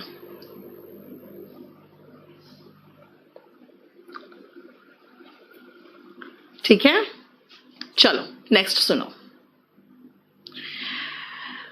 कुछ भी जला रहे हैं, कहीं पर भी कुछ भी जला रहे हैं, ठीक है ना, इसका मतलब क्या है, कुछ भी जला दोगे तो आपको सीधा अंदर कर दिया जाएगा। क्यों? क्योंकि आप पर केस बनेगा आर्सन का। आर्सन का मतलब आगजनी, ठीक है ना, आर्सन का मतलब होता है आगजनी। लेकिन जानते हो ना, मिलिट्री में लोग जो आपके सोल्जर्स होते हैं वो एक जगह पर बिल्कुल सारा वेपन्स वगैरह रखा जाता है ना, तो वो आर्सेनल होता है। आर्सेनल का मतलब होता है आर्म्स एंड एम्यूनिशंस। ठीक है, यानी सारा जो जखीरा होता है ना हथियारों का, उसको कहते हैं आर्सेनल। ठीक है, और इंसाइटिंग बना है इनसाइड से, इसका मतलब होता है भड़काना। आप किसी को अगर भड़का रहे हो और वहां दंगा हो जाए तो आप पर इंसाइटिंग का केस बनेगा। ठीक है, You cannot have any alibi if there is concrete proof against you. वही तो अनुज, आपका तो सेंटेंस में ही मैं बना रही हूँ सब. At 6s and 7s, हाँ अनवर, मैंने कहा at 6s and 7s, इसका मतलब क्या हुआ? अस्त व्यस्त. His marital life is at 6s and 7s. इसका मतलब अस्त व्यस्त हो गया. अब आओ नेक्स्ट देखो 17 में, dash of contract is an offence. याद रखना, ब्रीच ऑफ कॉन्ट्रैक्ट वर्ड है, मतलब जब आप किसी के साथ किसी तरह का कॉन्ट्रैक्ट करते हो, एग्रीमेंट करते हो, और अगर उस एग्रीमेंट को तोड़ते हो तो आप पर वो केस कर सकता है, क्योंकि वो एक ऑफेंस है. ब्रीच ऑफ कॉन्ट्रैक्ट का मतलब हुआ कि आपसी जो सहमति से हमारे बीच में जो एग्रीमेंट है ना, उसको तोड़ना. Breach of contract. बोलोगे ब्रीच का मतलब भाई ब्रेकिंग ही तो हुआ, डिसरिगार्डिंग ही तो हुआ, डिसरेस्पेक्टिंग ही हुआ, यानी तोड़ना, उसका अवमानना करना, उसको नहीं मानना, है ना, तो वही तो हुआ. लेकिन एग्जैक्ट वर्ड क्या है? ब्रीच है. मैरिंग ट्वाइस, बेटा बिगैमी होता है, इसको बाइगैमी मत बोलना, बिगैमी. देखो गैमी जो वर्ड है ना, वो शादी से रिलेटेड वर्ड. कैसे बना है याद रखना. आपके फ्लावर्स जो होते हैं ना, उसमें मेल जो पार्ट होते हैं वो एंड्रोशियम होता है, फीमेल पार्ट गाइनीशियम होता है, और दोनों मिल के जब एक पॉलिनेशन के बाद बनाता है वो गैमेट्स बनाता है ना. तो गैमी इज द रूट ऑफ शादी. इसलिए मोनोगैमी इज एक विवाह. 2 विवाह कर लोगे तो बिगैमी एक क्राइम है इंडिया में, और जब बिगैमी ही क्राइम है इंडिया में तो बहुविवाह तो सोच भी नहीं सकते हो, है ना. बहुविवाह तो सोच भी नहीं सकते हो. एक सेकेंड बेटा.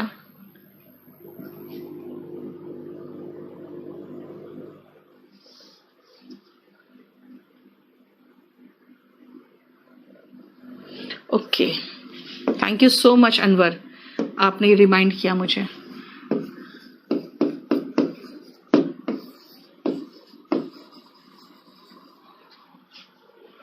देखा मेरा फोन क्या कर रहे हैं?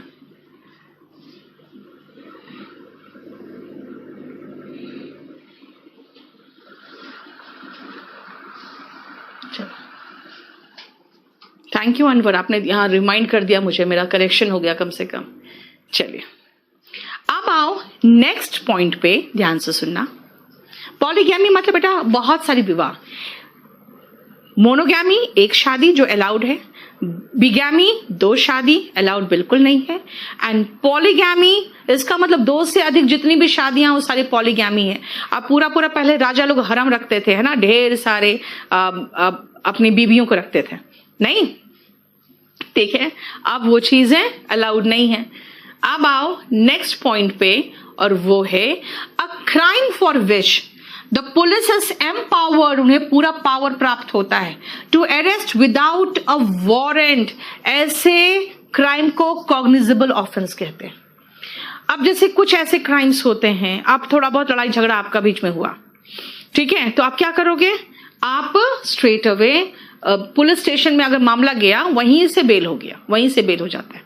लेकिन जिस केसेस में 7 साल से ऊपर की सजा होती है ना, जैसे मर्डर हुआ, उसके बाद रेप हुआ, उसके बाद जैसे कि मारने की कोशिश 307 जो होता है, उन सब मामलों में है ना, स्ट्रेट अवे पुलिस बिना वारंट के अरेस्ट कर सकती है, और उसका बेल लेने के लिए फिर कोर्ट जाना पड़ता है. वो जो केसेस होते हैं वो कॉग्निजेबल ऑफेंस होते हैं. कॉग्निजेबल ऑफेंस का मतलब होता है जिसमें पुलिस को पूरा राइट होता है बिना वारंट का ही अरेस्ट करने का. बाकी में उनको कोर्ट से परमिशन लेना पड़ता है अरेस्ट करने के लिए. ठीक है, तो ये हुआ आपका 19 तक. चलिए इसी पेज तक आज रहने दो, उसके बाद आपका इसमें कुछ करेक्शन हो गया तो मैं करेक्शन करके ही दे दूंगी. ठीक है,